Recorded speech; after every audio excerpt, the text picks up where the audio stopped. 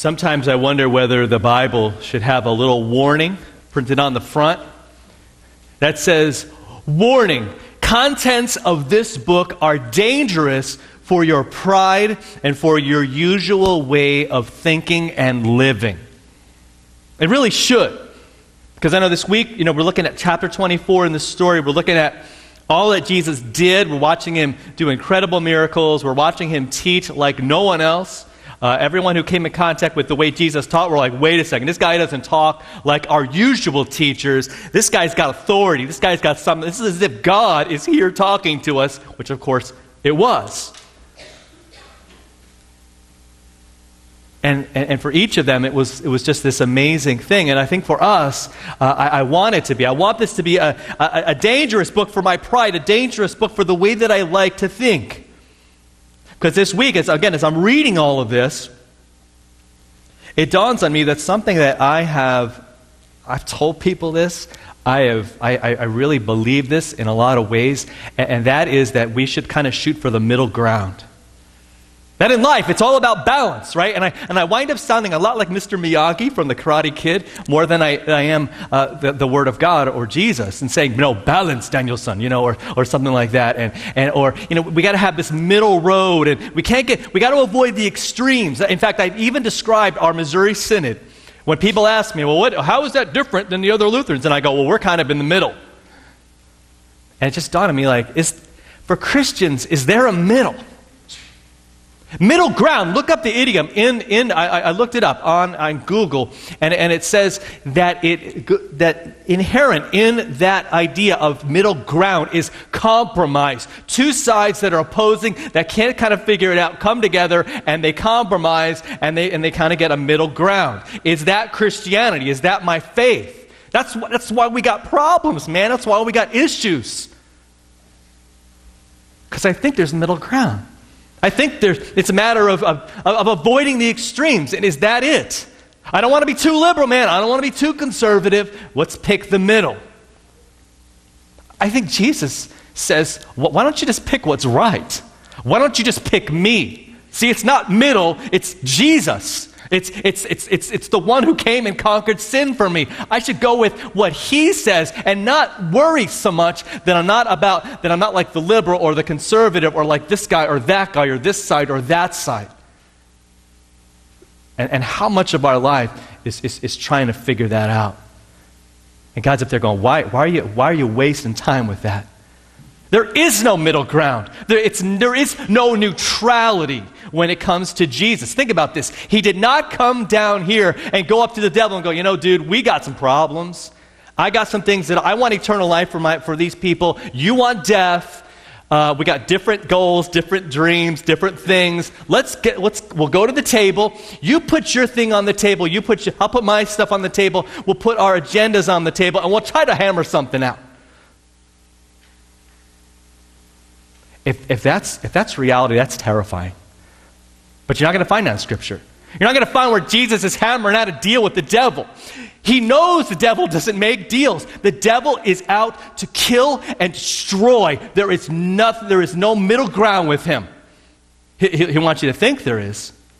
The devil loves when our religion is moderate. He loves when it's just kind of soft and nice and, there's your truth and my truth and we'll have our truth and everything will be great. He's like, no. I mean, he can fool us, he can fake it out, but the reality is that he wants nothing short of my soul in the devil's hands for eternity. Has anyone ever read C.S. Lewis's The Screwtape Letters?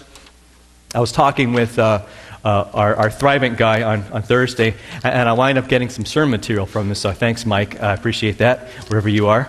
And he said, so something in the Screwtape Letters about that. So, of course, I got to read like half the book, and it's just awesome stuff. There's a quote in there, and again, if you don't know what the Screwtape Letters are, it's correspondence between two demons, one senior demon and kind of a rookie, and Screwtape is the senior guy, kind of the supervisor. He's been around the block, and then there's Wormwood, who is the new kid. And one of the things that he says, a moderated religion is as good as no religion at all, and more amusing.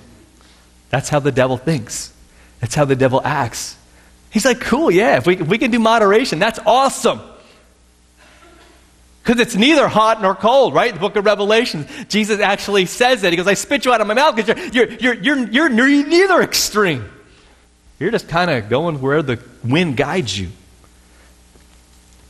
And there's this long exchange. I won't read the whole thing, but I'll give you the gist of it, where he says a lot of times you're going to have to do like they did in the Bible, we're going to look at in a second, and be real extreme. And you're going to have to throw demons at this thing and evil spirits and inhabit the guy and send him to live in tombs. And sometimes you have to do that. But the best thing you can do, he says, is, and if you get him firm enough in your grasp into the sight of the devil, what can happen is you just make his life boring.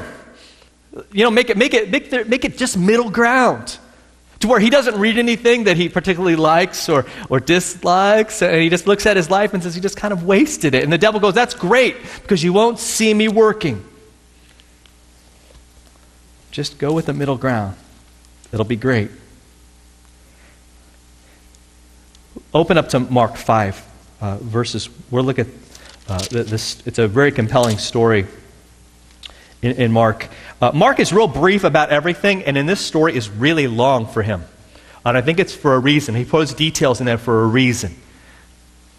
Okay, because Mark usually, boom, he tells you the story, and it's quickly on to the next one. This one is pretty incredible, because it shows that there is no neutrality.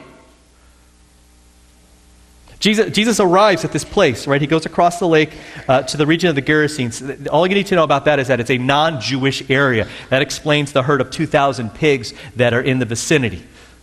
You would not find, there's no fans of bacon in a Jewish region.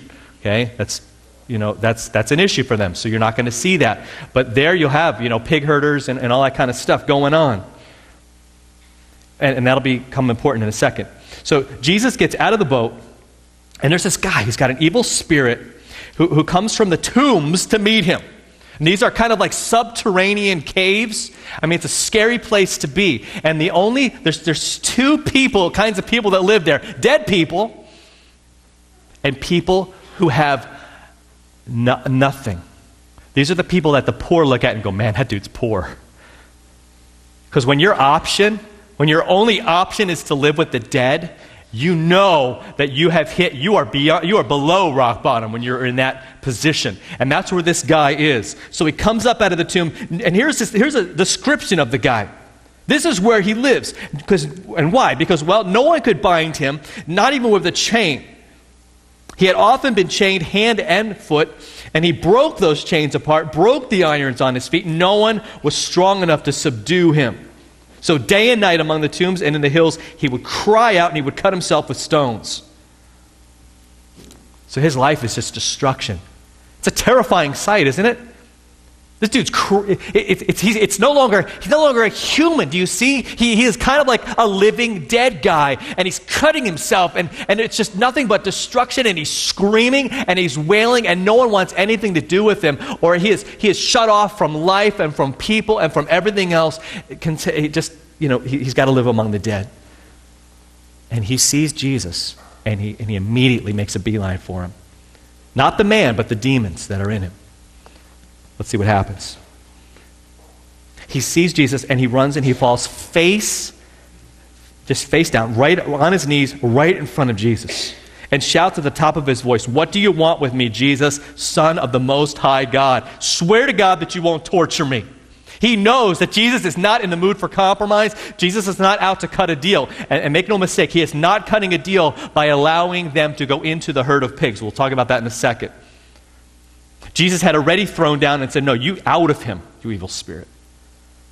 Jesus said, "No, you're..." So they're going to leave this guy. This tormenting is going to stop. This guy is going to be restored. He is going to be healed. The demons are just like, just don't drive us away. So Jesus asks, "What's your name?" Notice who answers. It's not the possessed guy. He doesn't go, "Hey, Bob. Hey, I'm Phil." I mean, he doesn't do that.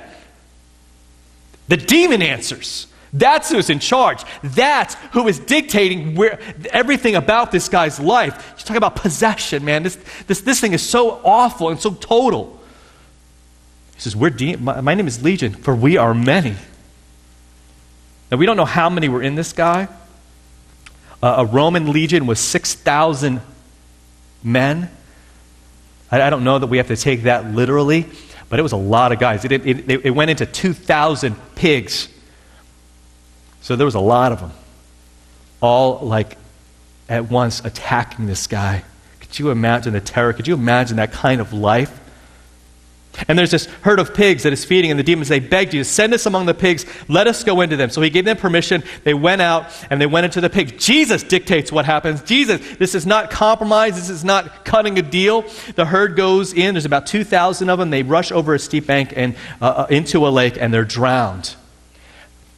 I believe, and I have there's other scholars, there's scholars out there that really kind of helped me with this week, as to why. Why would Jesus allow them to do that? Why not just wipe them out and destroy them? I believe that Jesus wanted everyone to know, for you and me and all of us and those people who saw it happen, to know that these demons, these evil spirits, and that the devil wants to do nothing more than to destroy us. Because as long as that guy is living and breathing, as long as there's hope. It's not that bad. He still is living. He's still at a place. Yeah, granted, it's not a great way to live, but you know what I'm saying? So it's not just torture. These things don't just want to kind of ruin my day or a large portion of my life. They want to, and don't miss this, kill me. Kill me. We watched Star Trek the other day, and their phasers are not set to stun, ever.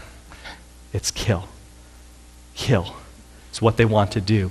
Jesus allows them to go into the pigs, I believe, to show, for everyone to see, that's what they're about.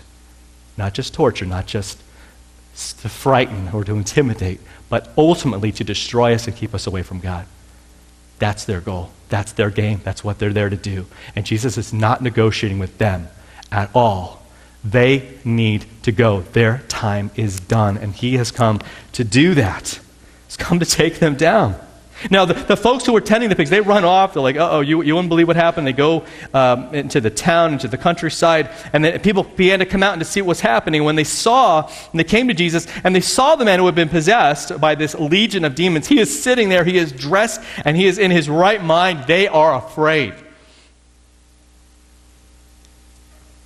They're afraid. They don't want someone with that kind of power, because they know what was happening with this guy before.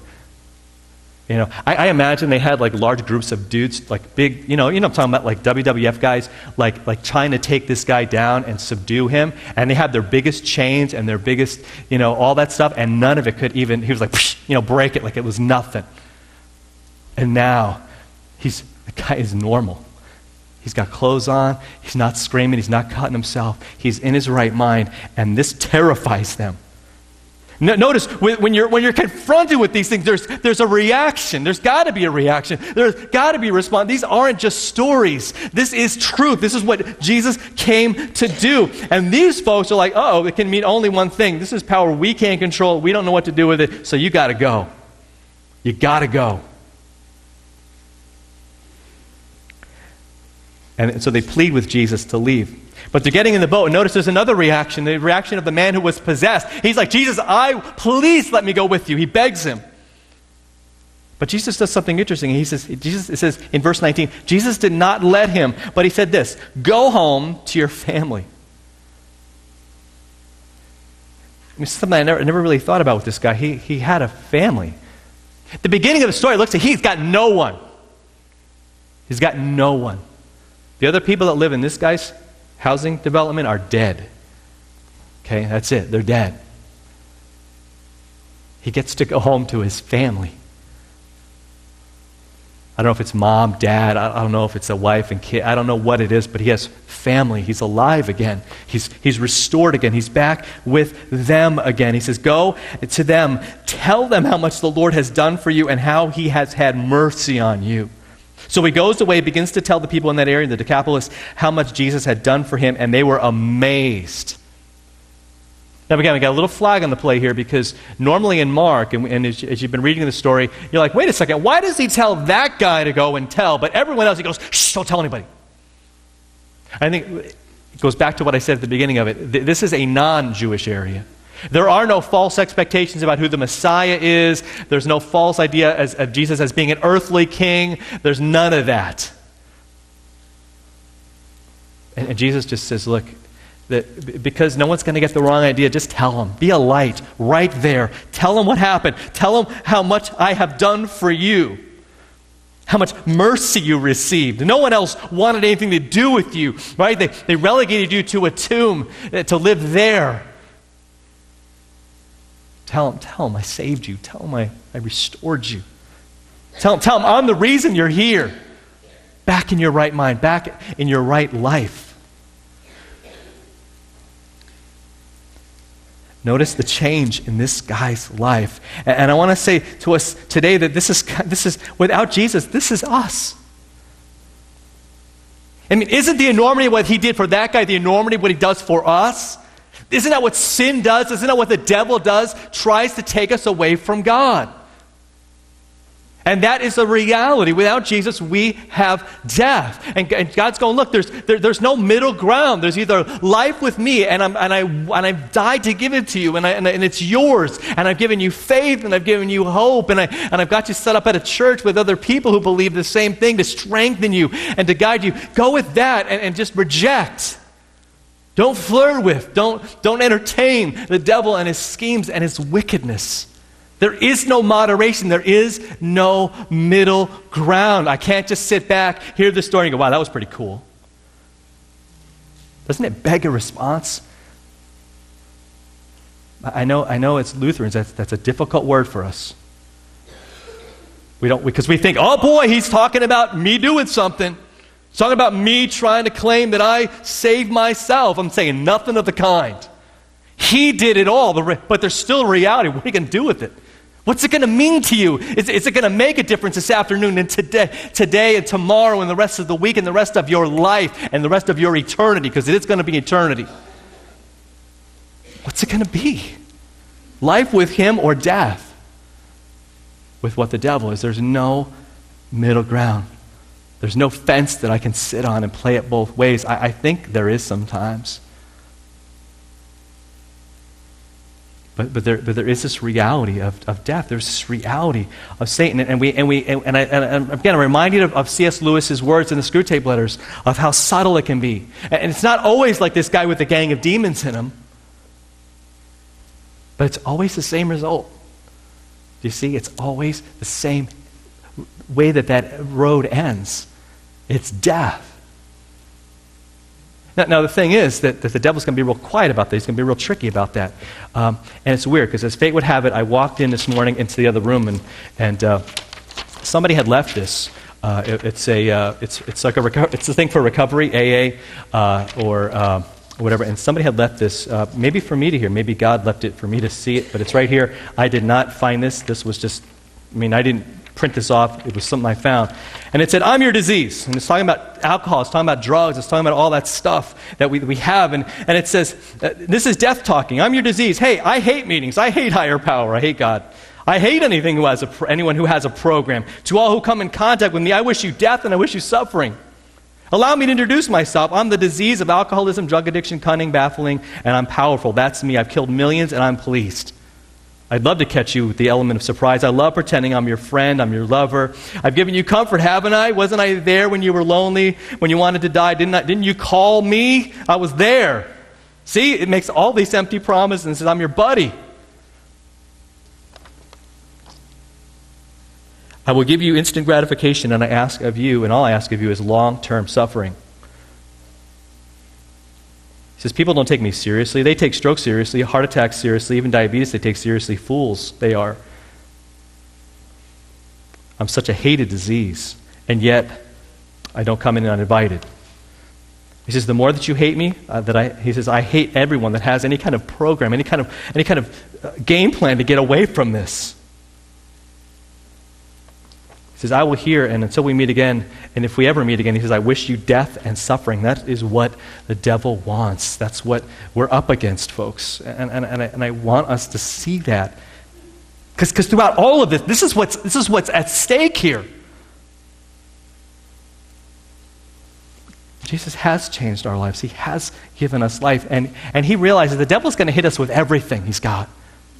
But God is also there, and he gives us all that he is and all that he's got. And he's like, look, I want you, and it really boils down to this. I want you to take all of me because I've given you all of me. Do you see? There's no middle ground there. We don't dabble in Jesus. You see what I'm saying? It's not like I'm a part-timer. And Jesus doesn't want us to live for a moment outside of his love, outside of his forgiveness. And he doesn't want us just to have a little bit, but to have everything. In John 6, he says this, I'm the bread of life. I am everything. He who comes to me, he will never go hungry. He who believes in me will never be thirsty. Don't you want that? To never be hungry, to never be thirsty, to never have that ache in your soul, right? And that emptiness inside you, but to know that he fills you, that he gives you all that he wants. Man, I don't want a snack. I want everything. I want all that he has. Man, but why do I settle? I'm settling for Twinkies, man, when he's got a full-blown, however many course dinner right in front of me every moment as I go into his word. He says, but as I told you, you have seen me and you still don't believe. All the Father gives me will come to me, and whoever comes to me, I will never drive him away. What a comforting thing. Even when I mess up, even when I don't do as I'm called, even when I don't treat that seriously, he still comes to me, and he will not drive me away.